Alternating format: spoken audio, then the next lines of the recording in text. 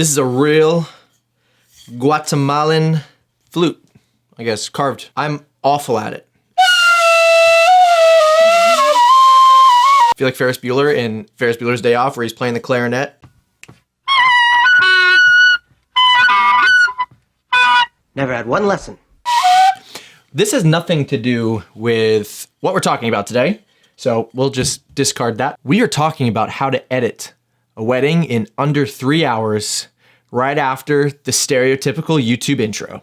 Let's roll the intro right now.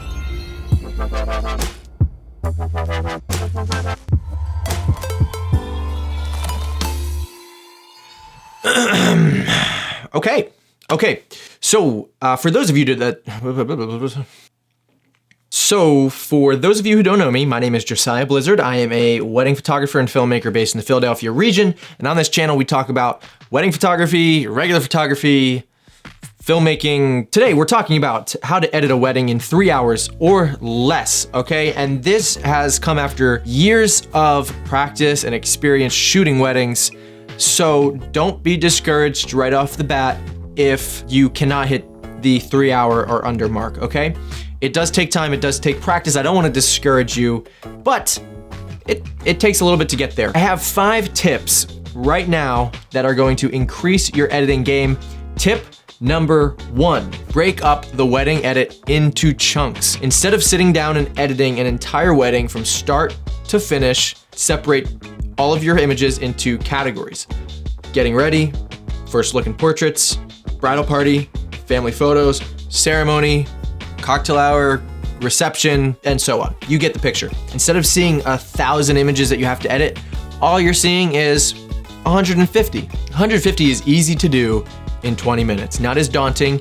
You have 15 minutes before you gotta leave for the movies. Bam, sit down, hammer out 25 family photos in under 15 minutes, under 10 minutes, and you guys will be good to go. It's just a nice little way to categorize your wedding into little bite-sized pieces. It makes it a little bit easier to manage. Tip number 2, beat the clock. Race against a timer. Something I started doing in the last year was to start timing myself. How long was I taking to edit a wedding from start to finish? Sometimes I do sit down personally and just knock out an entire edit start to finish. And when I first started, it would take me 5-6 hours with this timer on, and I'm staring it in the face, and it's laughing back at me maniacally because it knows I'm losing.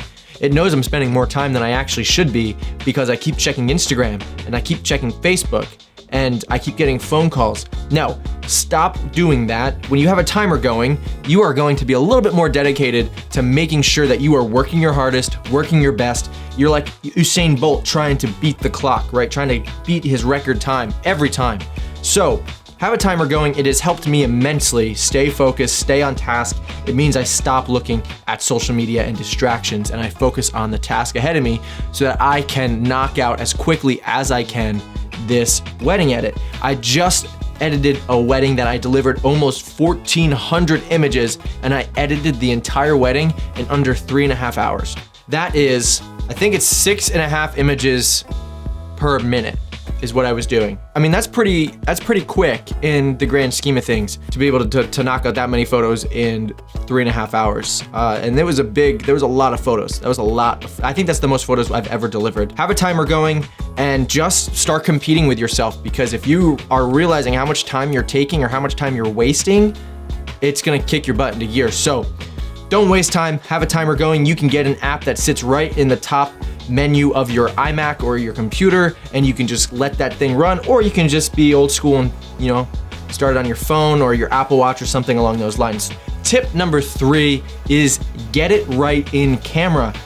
You should be getting it right in camera. I believe you should be using full manual mode. I think you should be using custom white balance or at least a white balance filter of some sort. If you're not comfortable enough using custom Kelvin white balance, you should be using maybe a white balance filter. Dear God, please do not set it to auto white balance, because half the time it just looks like garbage. I really don't like the way auto white balance looks. It's just more work. Get it right in camera.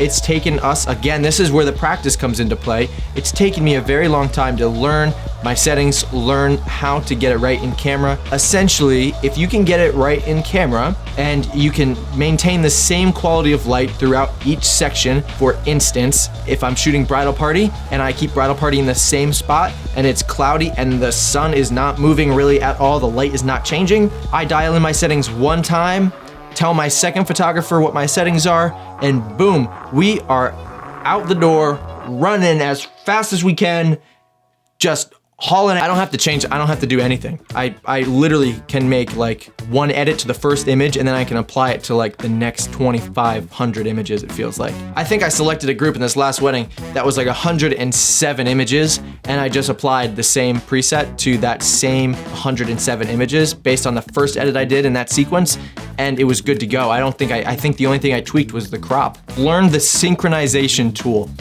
This again is just straight up, you can sync the same settings across multiple images. So that brings me to my next segment, right? So first, get it right in camera. Second, create a preset. Presets are super helpful because why wouldn't they be? You can just click the preset and it just automatically loads your colors. Like if you have a custom style or a look, just click on the preset and you're good to go. You don't have to retweak every image every single time. I have multiple presets that I use. However, I only use one preset per wedding. I choose the style I want. That's the preset. Style equals preset for me. I choose that preset / style, apply it to the first image. If I like the way that looks, I will continue with that preset. Maybe I'll make some tweaks here and there. You can actually import all of your images into Lightroom with a preset applied. Yes, you can apply a preset on import. Super helpful if you know that the lighting conditions are all the same and that this preset will work across all images, at least as a base edit. You know, if you know that you overexpose just on accident all the time by like a third of a stop or a stop, you can create a preset that is just an exposure fix, and you can apply this exposure fix to your image on import and it will fix all of your images.